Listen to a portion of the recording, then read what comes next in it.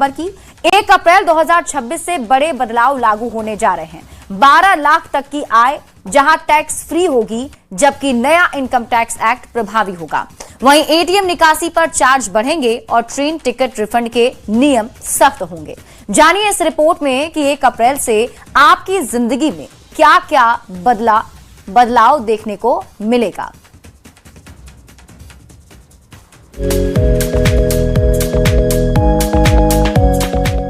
हर साल की तरह इस बार भी 1 अप्रैल अपने साथ कई बड़े बदलाव लेकर आ रहा है। नया वित्तीय वर्ष 2026-27 शुरू होते ही बैंकिंग, टैक्स, गैस, ट्रैवल और रोजमर्रा के खर्च से जुड़े नियम बदल जाएंगे। इन बदलावों का असर सीधे आपकी जेब और बजट पर पड़ेगा, चाहे वो टैक्स कानून में बदलाव हो या एटीएम से पैसे निकालना, ट्रेन टिकट रिफंड का नया स्ट्रक्चर हो या पैन कार्ड को लेकर सख्त प्रावधान। इनमें से कुछ बदलाव आपकी जेब को राहत देंगे तो कुछ के लिए आपको थोड़ा ज्यादा खर्च करना पड़ सकता है। 1 अप्रैल से आने वाले ये बदलाव आपके रोजमर्रा के खर्च और फाइनेंशियल प्लानिंग को सीधे प्रभावित करेंगे। कुछ फैसले राहत देंगे तो कुछ आपके खर्च बढ़ा सकते हैं। ऐसे में जरूरी है कि आप इन नियमों को समझकर अपनी फाइनेंशियल स्ट्रेटेजी अपडेट करें ताकि आने वाले समय में कोई परेशानी ना हो। Bureau report, news city. तो 1 अप्रैल से कई नियम जो हैं वो बदल रहे हैं। क्या क्या बदलाव होने जा रहा है, आप पर कितना इसका असर पड़ेगा, ये सब कुछ हम आपको समझाते हैं। अब आप खबर तो समझिए, 1 अप्रैल से क्या क्या बड़े बदलाव होंगे, एक एक करके आप समझिए। सबसे पहला और बड़ा जो बदलाव होगा वो है टैक्स कानून में बदलाव।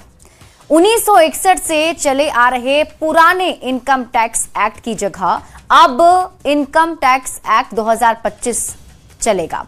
यही नहीं, अब असेसमेंट ईयर और प्रीवियस ईयर जैसे उलझाने वाले शब्दों की छुट्टी हो जाएगी और इसकी जगह सिर्फ एक टैक्स ईयर होगा।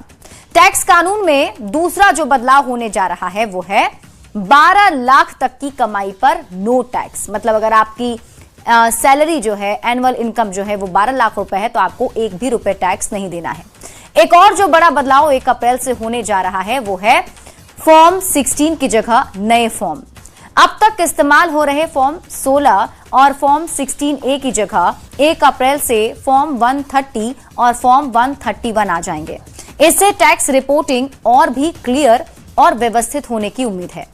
1 अप्रैल से पैन कार्ड के लिए भी नियम कुछ सख्त हो जाएंगे। अब केवल आधार कार्ड जन्मतिथि का प्रमाण नहीं, बल्कि इसके साथ ही 10वीं की मार्कशीट या पासपोर्ट जैसे दस्तावेज भी जरूरी होंगे। 1 अप्रैल से रसोई गैस और फ्यूल के दाम में बदलाव भी संभव है।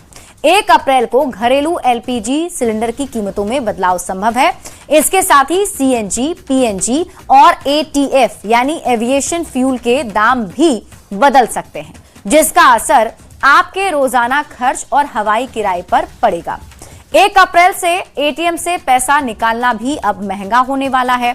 यूपीआई के जरिए एटीएम से पैसे निकालने को फ्री लिमिट में गिना जाएगा, खास करके एचडीएफसी जैसे बैंक में।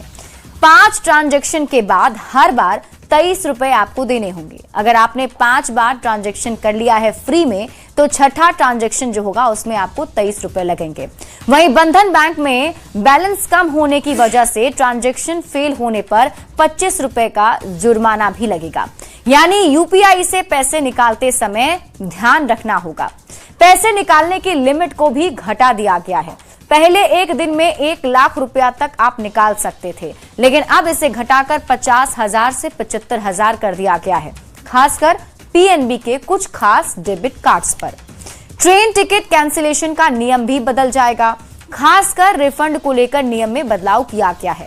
अब तक 4 घंटा पहले या उसके बाद टिकट कैंसिल करने पर कोई रिफंड नहीं मिलता था, लेकिन अब 8 घंटा पहले या उसके बाद टिकट कैंसिल करने पर कोई रिफंड नहीं मिलेगा।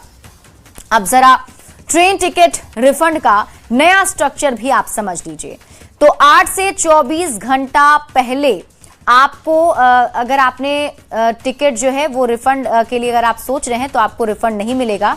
24 से 72 घंटे के बीच में अगर आप टिकट कैंसिल करते हैं तो 75% आपको रिफंड मिलेगा और 72 घंटे से पहले अगर आप करते हैं तो सिर्फ कैंसिलेशन चार्ज काटा जाएगा और उसका बाकी हिस्सा जो है वो आपको मिल जाएगा।